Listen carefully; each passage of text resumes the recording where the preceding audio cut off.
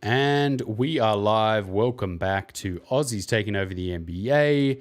It is a Wednesday night, 11th the 11th, lest we forget. Hope you had your minute of silence or moment of silence today. We are going to be talking about the Pistons. That's quite fitting on 11-11 to be talking about the Pistons, a team that really struggled last season, really struggling on the outlook. We're going to be looking at their outlook as well. Thon Maker is the man of the hour. His first season, was it? Yeah, first season. First full season after being traded. Yeah. Qualifying offer on the table, so we'll definitely discuss that. But as always, like, share, and subscribe on Spotify, on YouTube, on Facebook, Podcast Addict, Apple Podcasts. Sorry, I said I'd get that right. Apple Podcasts. And yeah, you can find us also on Twitter and Facebook. Make sure you check us out. We've got new videos coming now every week. We're trying to do some card content. We're doing some reaction videos as well. So make sure you check those out after you listen to this. And yeah, let's get into this Detroit Pistons. Detroit Pistons. Wade into the swamp. Well, it's not a swamp. It's kind of a clean slate this year. I think that they've got they haven't got a lot of bad contracts on the books anymore. Blake Griffin is the only contract that they're really paying for, as they traded that Drummond contract for absolutely nothing. And they've got Derrick Rose still on the books, Luke Kennard, Sekou Doumbouya. He's on a rookie deal. Luke Kennard's still on a rookie deal, and Tony Snell is on about 12 mil. So, mate, they've got a bit of a clean slate to draft well, keep the team young, and potentially pick up some valuable free agents without spending too much under cap. I suppose they're in full rebuild. Derrick Rose as well, at $7 million this season. But I imagine he will be a valuable trade asset. I think he will be traded this offseason. It doesn't seem like Detroit are in the win now, and I think Derrick Rose is kind of getting that to point in his career. It's kind of, you've got to be in a win now team. And he'd be valued at any team. I think they do well. So I think Detroit's very much in rebuild mode.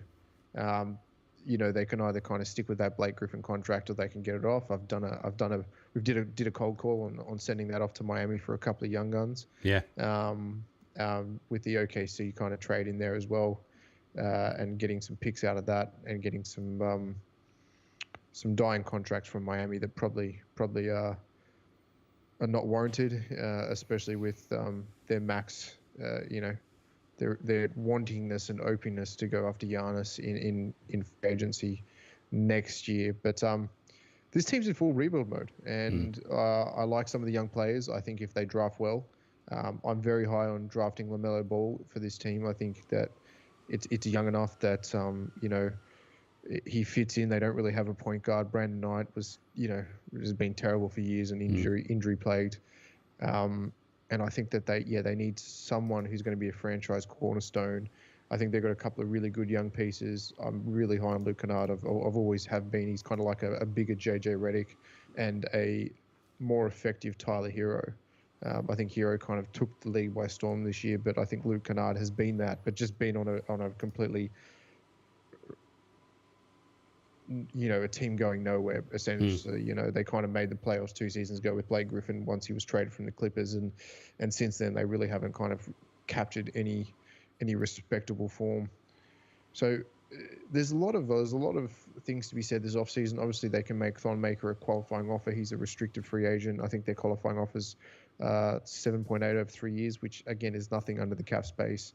They get bird rights for him, so I think his minimum qualifying offer is 2.6 a season.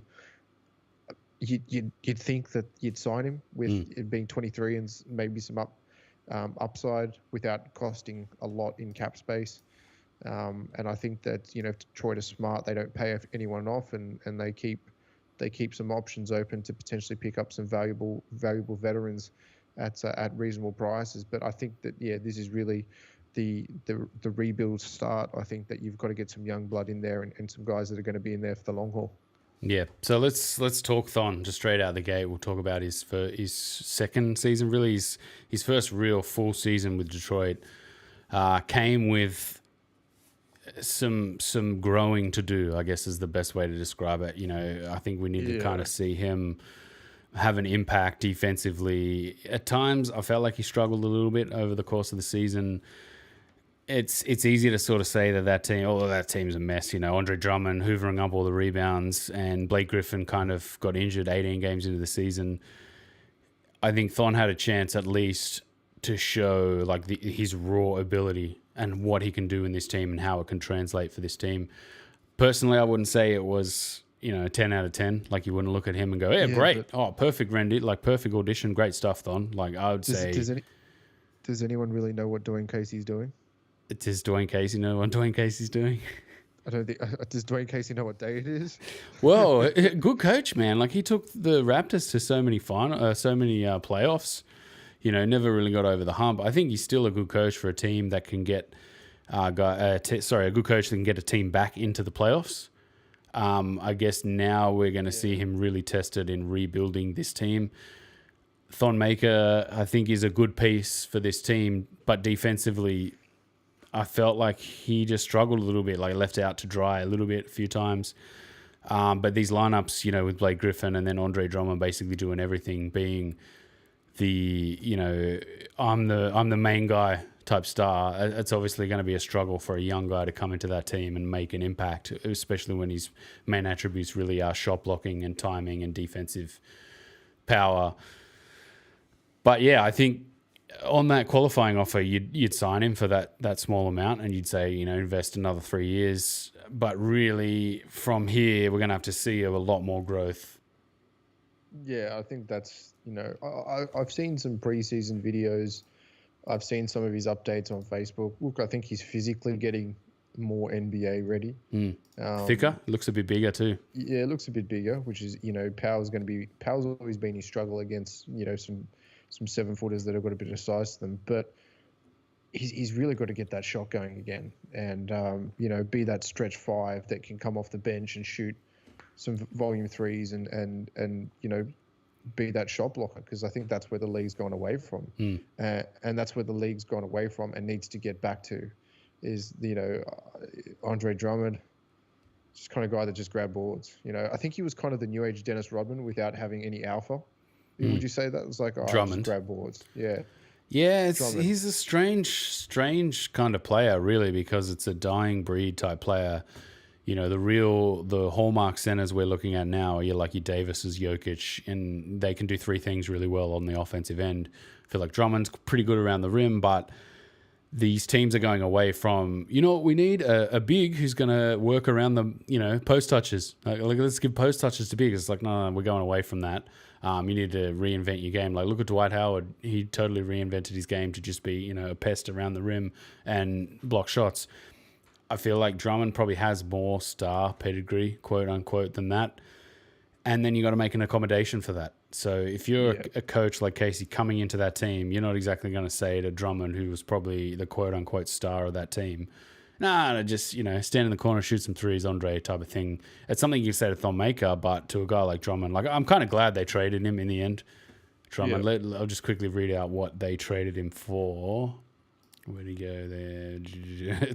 And barely anything. To the Cleveland Cavaliers for John Henson and Brandon Knight. Yikes. For basically a max deal. I think he's on the max. From a rookie max extension. Yeah. That's awful. Yeah. That's embarrassing, really. Those 2 contracts were expiring. So essentially they traded him for cap space. Shedding salary. Shedding salary. Didn't even pick up a pick. He wasn't even worth a 2nd-round pick on top of that. He was just worth some... Look, I think Detroit will probably re-sign John Henson at a lower rate. They may even re-sign Brandon Knight at a lower rate, you know, but he's had a lot of injuries. There's some smart pickups there. Where they're really lacking is in the point guard space. Derrick Rose is a great point guard, but he's even more effective shooting guard. If you can have a facilitative point guard on the main line, and he does get injured a bit, so it's kind of like you have to, you know. You're right. You're absolutely right when you mention LaMelo Ball. Like, if he falls past Chicago, which is, I think, is really the other team that's going to take him, like, he could be a perfect fit really for Detroit. a point guard who can come in and play minutes as well as be a backup injury-wise. If Derrick Rose goes down, whatever, man, just throw LaMelo to the Wolves. Yeah. We've already had our thoughts on LaMelo, how he'd fit with this team. I think they've got enough kind of, bigger guards and small forwards that you can get away with having another sort of long guy, maybe hide him on defense. But yeah, I think that's a pretty good shout if he falls to 7. What have they got? Number 7 pick, I think. 7 or 8. They have 7. 7. Okay. So I think that'd be a pretty good pickup, man. If they picked him up, the circus, we all know about the ball circus. Might be squashed a little bit in Detroit as well. It's a working class town. It's not got the prestige of the 90s Detroit Pistons, where that was a prestigious town. That was GM headquarters for so many years, and it's kind of now a dying city. And it's a bit of a dying NBA team as well in that respect, in terms of their prestige and where they kind of have got themselves back up to. But it's rebuilding phase. They've got to keep accumulating picks. I think they've probably got to accumulate a few more picks, unless you can lure a big name there. And I just don't see the allure of Detroit for a big name in modern NBA. You know what I mean? Like, there's just not a big name that's going, I'm just going to make a name for myself in Detroit. I think those days are gone. And so you're kind of looking at draft well, get them to buy into the Dwayne Casey process, pick up a couple of savvy vets, and see what you can do with the team in 2 or 3 years' time. That's kind of my take on where the Detroit Pistons are at now. Do you want to keep with Blake Griffin? Well, we said that you potentially don't. You could get a lot of picks off OKC in that 3-way trade. I think that gives everyone a bit of something. Sadly, they have no other picks in this draft. No, they don't. Wow. Look, they might pick up some second round picks for cash. That could be. We didn't go too deep into the second round in terms of picks, but this has been touted as not the strongest draft. But you never know. You might get lucky with some second round guys. A name that could be floating around is also Malcolm Brogdon, Rookie of the Year, solid NBA player, looking for a decent contract, could find some home in Detroit if all falls. And I think he'd be a solid addition as well. So, for my mind, they've just got to draft well this year, figure out where they're going, and make some sort of team, because they've only got $70 million on the salary books at the moment, and 38's tied up with Blake Griffin. So they got to get off that Blake Griffin contract, I think, and get it's kind of their all-in moment. They've got to get some real assets back for that, or some useful things back for it. Yeah, well, it depends who wants him, and at this this stage in the NBA cycle, I don't know who that's going to be. So yeah, just back on to Thon. 60 games he played this season, he made 14 starts, 12 minutes per game. Field goal percentage around the rim was up from last year, 48%, which was it's a good number to kind of raise.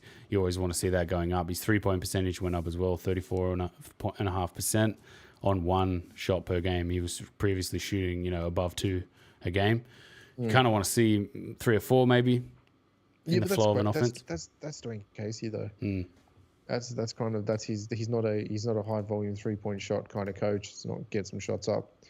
And he's probably more weaving Thon into that defensive kind of style center that doesn't stretch the floor. But you had a lot of Bruce Brown, a lot of Langston Gallo. Man, that team was hard to watch last year. They were really hard to watch in stretches. Bruce Brown was all right. I like Kennard too. I like watching Kennard. It's almost I feel like It's just Kennard's just a bigger JJ Redick. He's awesome to watch. I'm super high on Kennard. I'm almost a bit like give him the ball and let him play point guard on this team. Yeah, I think he's a better coming off the curl kind of shooting guard. And I think that's why LaMelo Ball would complement him, because he's a fast mover. I mean, he was shooting at just under 40% this season. Actually, no, I think it was just above 40%. 16 points a game. So his trajectory is going up, where he could be a 25 point a game kind of player if you give him the ball and get him in the right circumstances. And that's without a facilitated point guard. So So he shot 39.9%. Yeah, just tapping forward. Markeef 39.7 on 6 a game. Svi Mikhailiuk was 40.4% on 8 a game. That's not bad.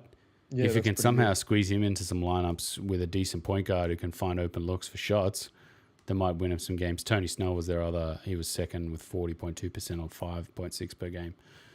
But then if you kind of go down through their stats per game, assists, Derrick Rose at 5.6, and then Reggie Jackson, who's not there anymore. Brandon Knight's injured. Kennard's their second highest, really, behind those three at 4.1 per game. So, I just thought, well, maybe, Kennard, mutant point guard style, 6'5", give him the ball. But we'll have to wait and see what Dwayne Casey does with this team. Yes, it'll be interesting what they pick up in free agency, which we now know is the 20th, starts on the 20th. Yeah, of this month? Yep. When's the draft again? 18th. 18th, yeah. I was going to say the 18th. It's weird. Sure. It's 18th, 20th, and they've got like 2 weeks of free agency, and then they go straight to training camp. Yeah, it's nuts for a start on the 22nd or something? It was 22nd, yeah. Yeah. Then everyone gets COVID, so it's all good. Yeah, and they're going to have fans back in the arena? 25 to 50% in some states. There'll be no fans in California, New York, Boston. Yeah, the hot spots. Yeah, well, not the hot spots. The blue states essentially won't have fans. The red states will hand. The Houston Rockets will be packed to the rafters, mate. Don't you worry. Yeah, it's crazy. Those numbers will be going up. The old Corona numbers. So where can we expect this Pistons team to head this season? I think they just head into a rebuilding mode. It'd be good to see some of the younger players get some more game time. I mean, Luke Kennard had tendonitis issues last year. It'd be good to see him play full season. Hopefully they get some trade assets for Rose. I think that, there's some teams that would take a $7 million salary for Rose tomorrow. And I think that's Detroit's best option to get trade assets for now, because you know that you're probably not going to get Rose in the long term. He will go to a contender as a backup point guard at some stage in the next year or two on a decent, a vet min or a $5 million a year salary. So kind of similar. I think he's the exact point guard clone of Dwight Howard. I think he'll go to some team for $5 million, get that championship, play that backup point guard role. Could even be the Lakers. Who knows? But yeah, they've got to get some trade assets for him. So maybe we see Derrick Rose traded for, KCP or something like that. You never know. It's also, I didn't realize Kennard only played 28 games last year. Shit. Yeah, tendonitis issues. I wonder if those might rear their ugly head again this season. He's had a lot of time off, so yeah, hopefully he can be a bit more rejuvenated. Yeah, it's bleak, man. I think it's a 2 or 3 year rebuild here with no assets. They're gonna have to pick up some draft picks, pick up some kind of assets that are useful in rebuilding this team, and kind of find out what kind of style they're playing, especially with Dwayne Casey. I think, would you say a worse coach than Van Gundy, who he replaced, who's now coaching the Pelicans? I'd say just the wrong coach for the modern type of basketball. I mean, he was coaching Toronto, in the mid noughties. Oh no, sorry, he's up to a couple of years ago when Nurse took over. Yeah, when they lost basically, that last final. he got fired the start of the 18-19 season. Yeah, when LeBron hit the game, or pretty much blew them out of the park. What a year. That was just nuts. Absolutely nuts. So they're the absolute lightning in a bottle for them to just win a championship. I know. Crazy. It's crazy. I'd say he's the wrong coach. I say he's a good coach for good talent, but I don't think he's a good coach for young talent. Some established players. It'd just be interesting to see what they pick up in free agency and where they go with that. Yeah, I don't feel like he's a builder of a team. Like, he's a guy who can move a team along, but I don't think like you go, right, we need to rebuild. Who are we going to bring in? Dwayne Casey. Like, he's kind of the team's plodding along. We need him to keep going, moving from A to B, and then we bring him in. But I don't think the Pistons, or maybe they kind of were that they had that 41-41 season last year, made the playoffs, just 4-blot against the Bucks with an injured Blake Griffin. Maybe they didn't really reinvest enough this season, and then they made those, sort of roster splitting changes through this season. I think, accepting a 3-year rebuilds on here is about what their outlook is, really. So, struggle street. But we'll keep watching as long as Thon signs that deal, stays in the Pistons, stays in Detroit at the Pistons. We will definitely continue to follow him. Anything else Pistons-wise? I think we can kind of leave it there. We'll definitely be back. What do we got to do? What have we still got to do? We did Spurs, Pistons, Jazz, and then taking it home for the Philly. Yeah, Philly. So we'll definitely be bringing those probably next week and the week after. On Wednesday, I think we'll drop our content around the Wednesday podcasts on a Wednesday night. So make sure you return next Wednesday for the next episode. And as always, you can like, share, and subscribe on iTunes, Podcast Addict, SoundCloud, Apple Podcasts, YouTube, Twitter, Spotify. And we're now on Spotify. Yeah, definitely plug the Spotify. And head over to our YouTube and watch the rest of our content, all the other stuff. We've got cards, we've got unboxing, we've got reactions and cold calls, hot takes. Definitely going to be bringing you more of those. And remember, to like, share, and subscribe to Aussies Taking Over the NBA. Peace out, everyone.